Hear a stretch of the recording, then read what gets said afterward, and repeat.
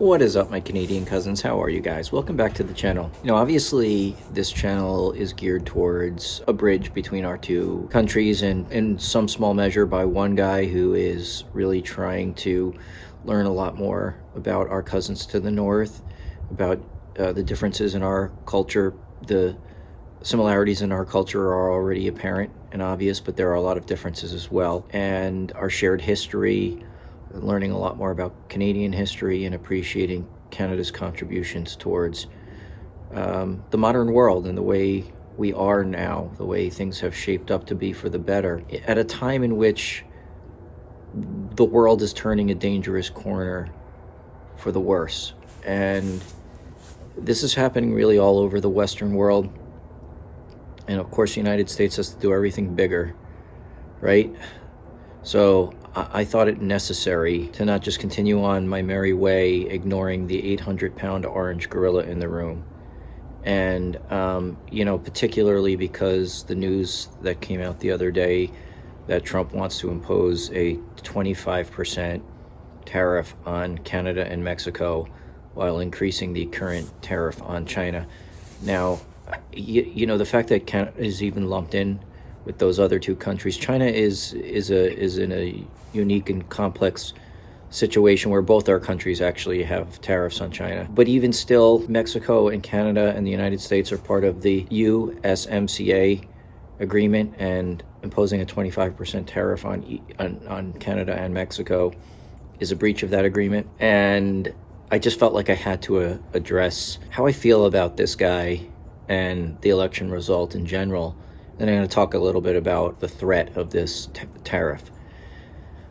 Where to even begin? Look, I could tell you and try to analyze where and why this got off the rails from this election. There are so many factors involved. You can lay some blame at Joe Biden's feet for not, really sort of doing what he said he would do. I mean, he never said he was only going to run for one term, but he did say he'd be a transitional president to a younger generation, and maybe that should have been the plan all along. I think Harris getting into the race late was a factor. I think she did an amazing job and garnered such strong support for her. Not people who wanted her to be president, not just wanted her because she wasn't Trump. People who were willing to vote for her, not just vote against Trump. And, whether you're a conservative or a liberal, it is unprecedented in this country that so many conservatives, even ultra-conservatives like Dick Cheney, threw their support to Harris because they understood that they could survive policy differences, but that she would be a responsible steward of our democracy. She wouldn't do anything to hurt it, that she would try to repair damage that has been done in the past, that she would maintain good relations and build on the relations that we have with our allies and our trading partners and our friends in the world, that she wouldn't cede American leadership in the Western world and American partnership in the Western world to create a power vacuum, which is no good, because who's going to step into the power vacuum? And all of those things. I'm a Democrat. I have known and respected plenty of conservative-minded people in my life, and I've actually voted for a few throughout my life. And if John McCain, for example, had won the presidency over Barack Obama, I would have been okay with it. Policy-wise, no. I mean, I align more left of center, but I would have been okay with it because he was a good man, because he would have been a responsible steward of our democracy and of our foreign policy and of our trade policy. And I firmly believe that. But the Republican Party is not that party anymore, to the great sorrow and lament of a lot of Republicans. All these people that worked in his cabinet, the first administration, are screaming from the mountaintops, this guy is dangerous, you can't re-elect him. And yet we did. What's so sorrowful to me is that when he was elected the first time, he, this doesn't happen often, but it's just a quirk of the system that we have with the Electoral College, is he won the Electoral College, but he lost the popular vote by several million votes. Hillary Clinton, so it was a sort of an anomaly. He was governing without a mandate, and certainly didn't even have the majority of the votes. The midterm elections was a blue wave after his first 2 years of tumultuous nonsense and idiocracy that he employed, and then Biden beat him. And I just didn't think that this was possible, because what really breaks my heart is that he won the popular vote. I did think that in the swing states it was going to be close. I thought at the end of the race that things were breaking slightly in favor of Harris, and so I really thought that she was going to win. I was scared that that wasn't going to be the case. I'm not naive, and I knew how close the race was, but I really just thought at the end of the day she was going to win. And if she didn't win, she still would have won the popular vote. The fact that she didn't really breaks my heart. I don't know. We have like irreconcilable differences in this country. Nearly half of us will never, ever vote for the likes of that man. Never. There's another significant portion of our population on the other side that are cultish in their support for him. And they will believe anything, and they will deny any reality to support this guy. I've never seen in the history of my nation that flags exist and are waved by so many people to a man that they don't care or understand. I'm not sure which is worse. What damage he has done to our democracy, what damage he has done to our relations around the world and our standing in the world, which we need because it's in our interest to maintain our position in the world. And so I get to the point where I try to figure it out. And I will say this, that I think what it comes down to, there's a lot of factors why he won, but what it comes down to, it's the economy, stupid. And the U.S. economy weathered the storm of COVID very well compared to a lot of other of our contemporaries around the world. Inflation is a worldwide phenomena, and if you look at a lot of elections that have been going on around the world, the incumbents are not doing well, and that's part of what happened here too. Because at the end of the day, although our economy is strong in so many ways, and inflation was coming down, the fact is that the cost of living, the cost of putting groceries on the table, the cost of filling your car with gas, people have felt the pinch of that. I'm lucky in a way because my wife and I both earn incomes, so we're a dual income house. We both have advanced degrees, and we both have professional careers. And so, yeah, did I notice the increase of the cost of living? I sure did, but did it affect my life at all? No, it didn't. And so I am in a position where I can act in a way and vote in a way that satisfies my morality. I think other people are afraid, and they felt this was their only option. The people in the middle, the people who could swing the election one way or the other. And I guess I understand that to some extent, but I also think that there's just a lack of real work being done by people to understand economics, to understand that economics are complex, to understand what the economy was really doing, and then to vote responsibly. But that's expecting too much from my fellow humans, I think, sometimes. And, the dumbing down of America is a problem in that regard. And it's not everybody. It isn't everybody. I know a lot of very intelligent, well-educated people. Most of them did not vote for Trump, but some do, and I just don't get it. I just don't get it. And you look at this phenomenon, I was actually curious, so I looked this up. Now, I know Trump is widely despised in Canada, as he is here among us, but I wanted to sort of put numbers to that. And what I was very surprised about is, of course, overwhelmingly leading up to the election, people were in favor of Harris over Trump by 60% to 21% for Trump. And that 21% very much surprised me. I honestly was surprised by that. I thought that was going to be more like a single-digit number, or maybe hovering around 10%. I know that there's a lot of political discord in Canada as well, and maybe this reflects some of that with the current Liberal government being pretty unpopular now, and I am not dipping my toe into the water of Canadian politics. All I'll say to you is I know very well what the situation is up there because, through my journey doing this channel, I watch Canadian news and a couple of different news sources at least 3 times a week, if not more. So I'm acutely aware of what's going on up there. But looking at this comes from, well, this is posted by CTV News, citing a study that was done by a Toronto-based survey company. What is striking to me is that, similar to here, men are we're in support of Trump in Canada far more than women. And especially young men ages 18 to 34 are literally half and half Trump-Harris, so 50-50. It was extraordinarily disappointing in this election here to see how many young men were in support of Trump, the likes that listen to the Joe Rogan podcasts and believe all that nonsense that he's spouting. Because why? They think he's cool, I guess. I don't know. I'm sorry if I'm offending anybody, but I'm angry. And I'm sad and I'm upset. I was afraid going into this that if he won, what impact would that have on our country? Because he almost has no guardrails now. He's got a majority in the House and Senate.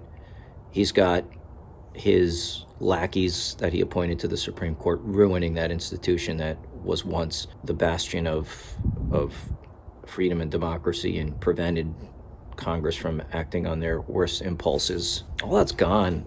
The goddamn clown show that he's appointing to his cabinet. It's all ridiculous. And then this, I obviously was worried about you guys in Canada, and it's mutual, right? Because our trade arrangement with each other is mutually beneficial. We have so many close ties. We are family, and literally, there's so many people with cross-border familial relationships. We are close friends. We guard North America together in NORAD. We are part of the NATO alliance that the big orange baby loves to threaten. And we have a trade arrangement with you. We've had it for a long time. When Reagan and Mulrooney, I'm sorry about that. He died not that long ago. I just name slipped my mind. I think we're the first to enter into that into NAFTA, if I'm not mistaken, or into some kind of free trade arrangement carried forward to NAFTA, and now the USMCA. So to just completely disrespect our treaty, how are we ever going to have credibility in this world to make agreements with people, especially those as close to you, if we just willy-nilly violate them like that unilaterally? A 25% tariff is freaking absurd. The man doesn't understand economics. He was never a good businessman. I grew up in New York. He's a New Yorker. He was always just a con artist, grifter, who inherited a real estate empire, and he probably does know real estate in New York City, and that's about it. Every other business venture he's ever entered into has been an utter and complete failure.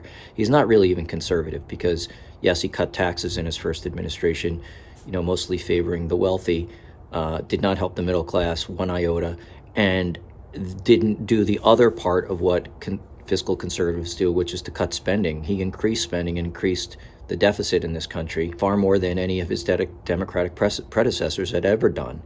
So he's not really a conservative. He runs on grievances and culture wars, and that's how he thrives, to be divisive. And so he's being divisive when it comes to our relationship with you. I'm not sure if this 25% tariff is a threat to coerce Canada to do things that he wants, or is it real? Okay, so because if it's real, obviously it will hurt you guys very much.